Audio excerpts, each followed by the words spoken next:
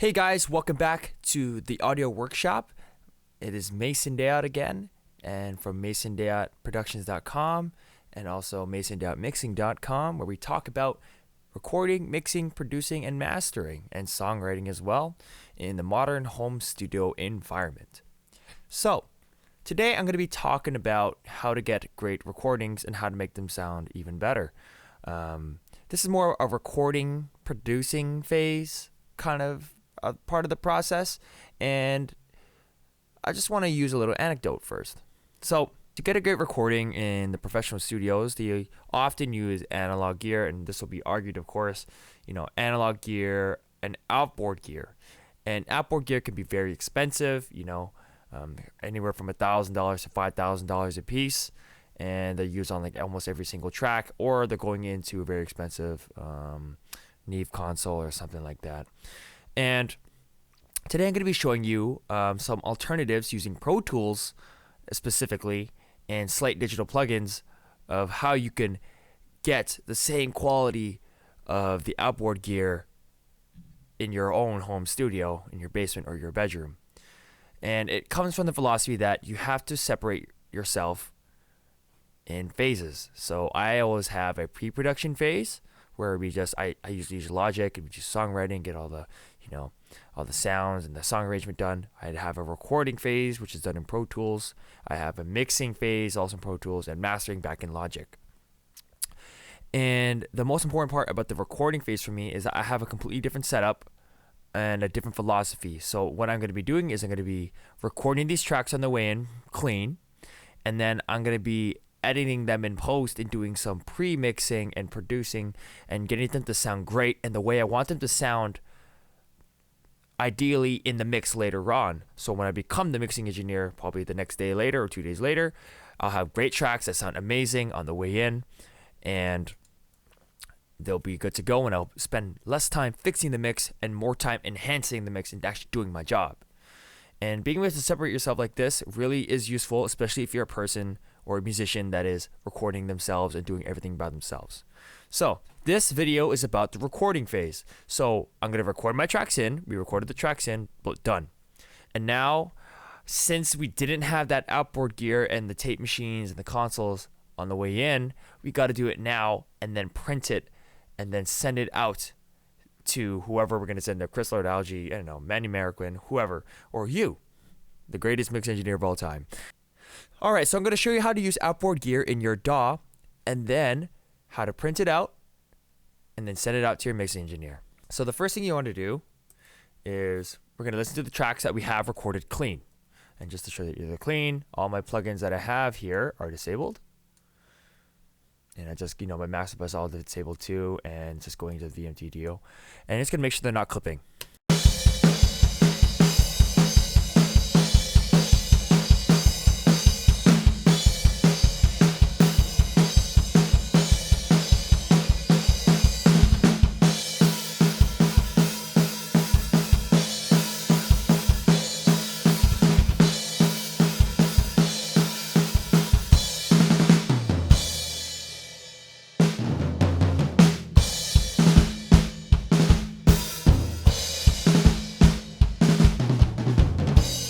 Alright, so none of our tracks are clipping, just like we know. We go recorded negative 18 dBFS, and on these VUs, it's calibrated to negative 18, so that means it's not going to go over 0.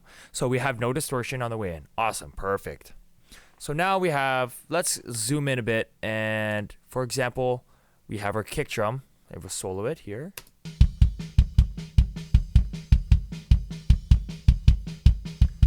Probably pull it back.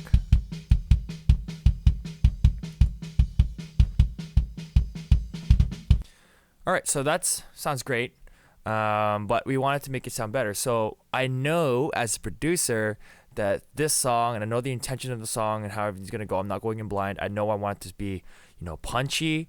I want it to have more click, and I want it to have more low end. So what we're gonna do is we're gonna open up our Slate digital plugin, the VMR, and what do I have here? Wow, there's a lot going on. So let me just disable these so you can see what's going on here. Turn this off. So in a pro recording studio, I like to imagine myself in a pro recording studio where I'm recording on a Neve 88RS or whatever. I'm recording on a Neve console and I'm mixing on an SSL. So since I'm in the recording phase, I'm only going to use the Neve gear because I like to keep things simple. I mean, you could use any other plugins you want that emulate these vintage audio gear. I like to use Slate Digital because it's cheap, it's affordable, and it sounds amazing. So I like to imagine them in the Neve console. And what I've done here is I've added some top end to get it sound punchy, and I've added some more mid-range to make it cut. I've gotten rid of a little bit of of that boxiness that I know is going to happen, and I added a little bit more low end and added a little bit more drive so you can hear what's going on here. But I want you to notice that these increments are very small and you're not doing big boosts that you might have to do in the mix because the tracks aren't working together. So I'm already giving it information and I'm sculpting the tone on the way in and making it sound great on the way in and the way it's intended to be in the song. So let's hear how it sounds with just the Neve on now.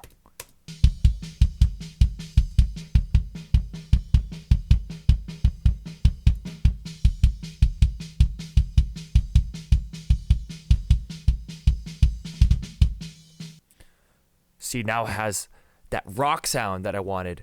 And because I'm a producer and I know I'm going to have this in a rock song, it's going to sound great on the way in. So when I'm mixing it, it's just going to be about enhancing the sounds, fixing the levels, making it balanced instead of trying to achieve that really hard hitting sound. Now, if you're going to be sending your songs out to a professional mix engineer, don't overdo these things. Even if you are your own mixing engineer, get in the mindset that you don't want to overdo this. You don't want to be going super like 9 dB cuts. Just very small sculpting so that you can still salvage a sound out of it if it wasn't exactly working out later. But the whole point of this video is to show that we're going to commit to the sounds that we get. All right. So usually when I'm recording a kick drum, I don't want it to peak into the tape or clip the console. So I throw a little bit of limiting on it. 4-1, 1176, fast attack, fast release, just picking up the peaks at -1. Let's see how that sounds.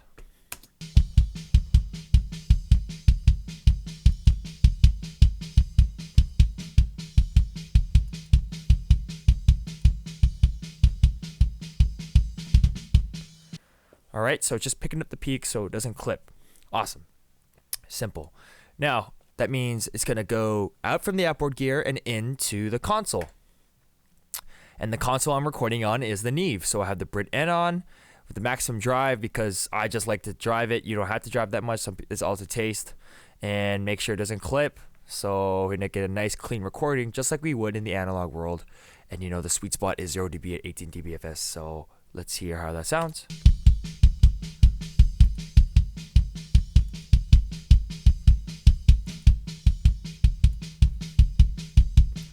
And that low end is just there. Huge kick drum. Sounding great on the way in. So now we got the channel strip and it's going to go out into the console mix bus. So we have the console mix bus, which is the Brit in as well. And let's see how that sounds now.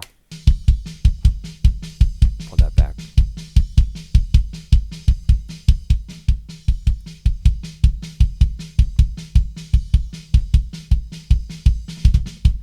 Huge kick drum on the way in. Wow, that sounds amazing. It's recorded in the basement. I can't even believe that. That's crazy. So we have a great sound going on the way in, and we notice that the level has gone up as well. So we throw a trimmer at the end and make sure it's the same so we're not fooled by loudness.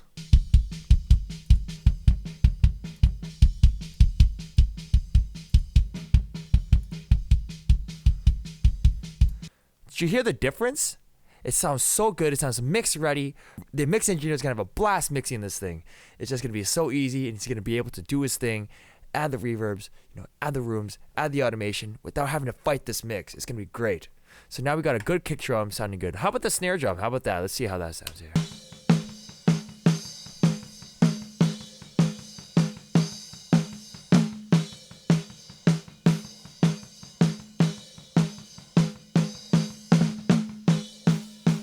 Snare drum is always hard to get to sound good, even if in a professional recording, it's always going to sound like crap.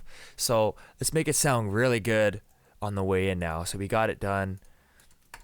And we're going to make it sound, sculpt the sound a bit. Like I said, small increments, add some top end, add some crack there, cut some of that tubbiness. So it sounds like nice and clean in the way in. So as soon as that mix engineer loads the tracks in, it's going to sound great. And then we got a little bit of low end, give some body, and then add some harmonics already in there just to thicken it up. And I know in my mix, as a mixing engineer, I'm going to be cutting the low end out. Sometimes not to 80, so I'm going to cut 50 because I know I'm never ever going to use 50. So let's see how this sounds with just the Neve.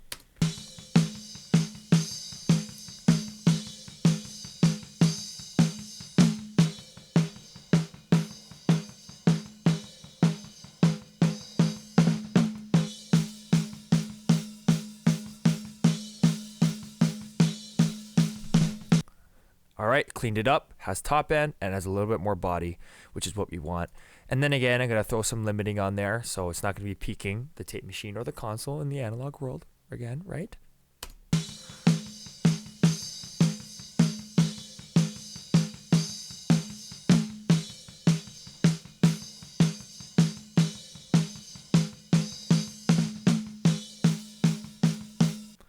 So sounds good. We're not doing any like real character compression like we would be doing in the mix. This is just to even out the peaks and getting it to sound good, nice and clean and nice, punchy, bright and all that jazz. So it's gonna sound great on the way in. And we're gonna add here again the console because we're going into the channel strip, right? So let's add that in. Probably drive it a bit more.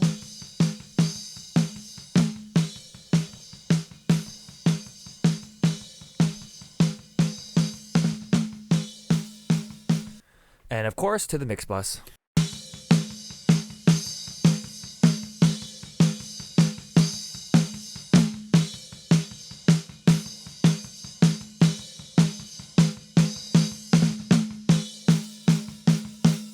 And of course, it's brought up the level, so let's bring it down.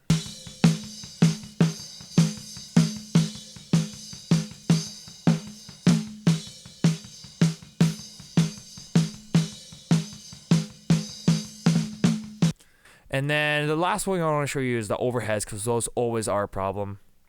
And they always sound kind of tubby at the beginning, so you might as well get to sound good. I am using a different equalizer here just because it's emulating a whole bunch of different equalizers like the Pultex. And it does really sound smooth. That the Neve wasn't quite doing it. But the pros would do the same thing too.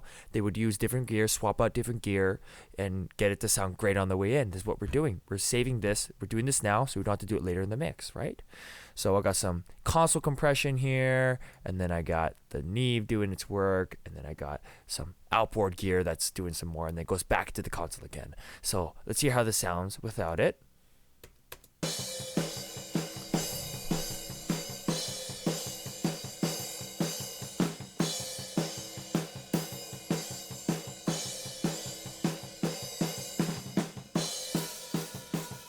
All right, and see how it sounds with all my movements here. So this is just gonna be doing a little bit of limiting, bringing up the brightness, bringing down that harshness, like the really like mid-rangey bite. Cut out some of the tubbiness here, add a little bit of low end to bring the kit in, and cut out some of the lows that I know I won't be using as producer of this song, and cutting out some of that 4K harshness again. And then of course going to the console again, making sure it's hitting 0, and same thing with the console mix bus, and then using the trim to attenuate. So see how this sounds now.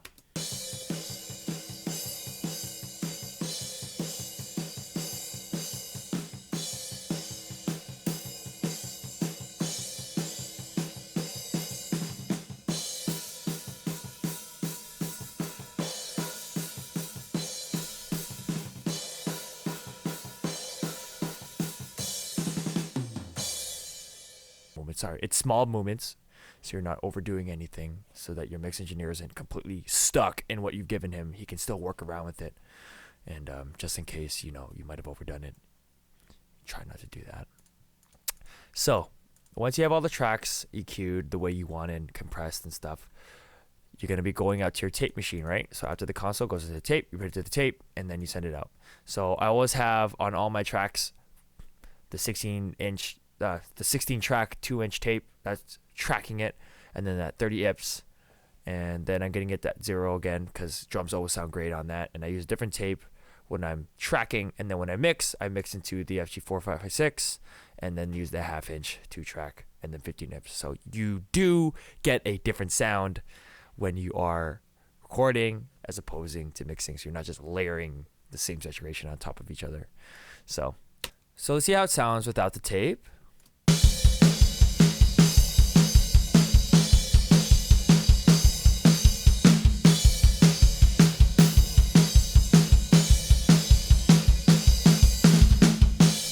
And let's see how it sounds before and after everything.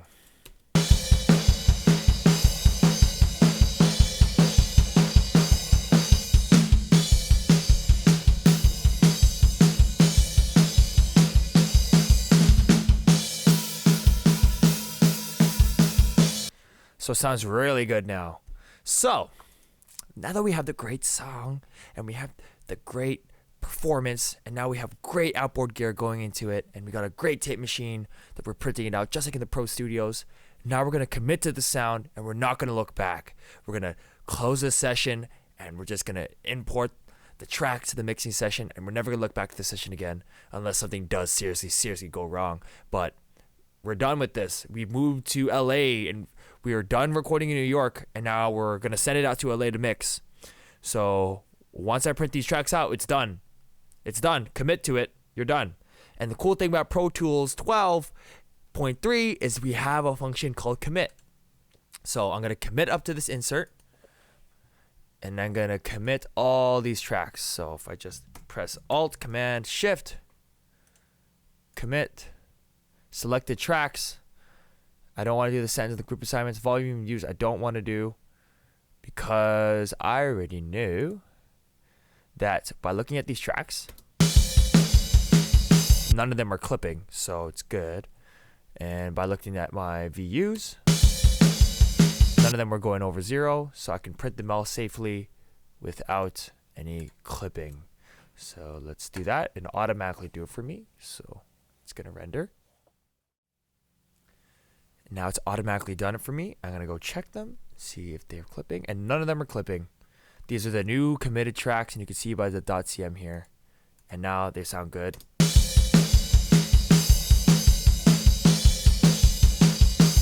So now we have those great drums that sound great on the way in, perfect for the rock mix.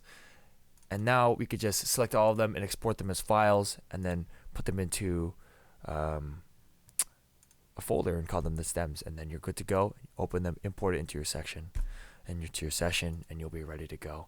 So this video was how to use the commit function in Pro Tools and using Slate digital plugins to make things sound great on the way in. But it also, more importantly, is a philosophy video of how to think as a producer, as a professional, and how to get songs to sound great on the way in so they sound great on the way out into the customer's ears.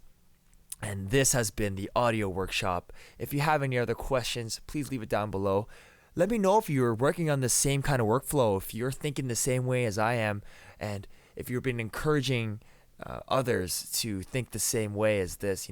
Commit to your tracks, man. Don't be stuck in the digital age where you're just doing things over and over, and you're half-assing the recordings and finding yourself 5 hours, 6 hours on the mix that you can't fix. I guarantee you, man, if you send this quality of a drum track to your mix engineer or to yourself as the mix engineer 3 days later, you're going to be mixing those drums so fast because they already sound so good, right? So imagine if you do this to the other tracks at the same time, and then you're just getting everything to sound perfect on the way in, and you'll be good. All right, guys, so this has been the audio workshop. I hope you really did learn something. It's been kind of long, but it was necessary because I didn't want to miss the philosophies and the details. But thank you for watching, and I hope to see you next time where we'll talk about something new. All right, have a good one. Happy mixing. Happy recording. Produce like a pro, guys. See you later.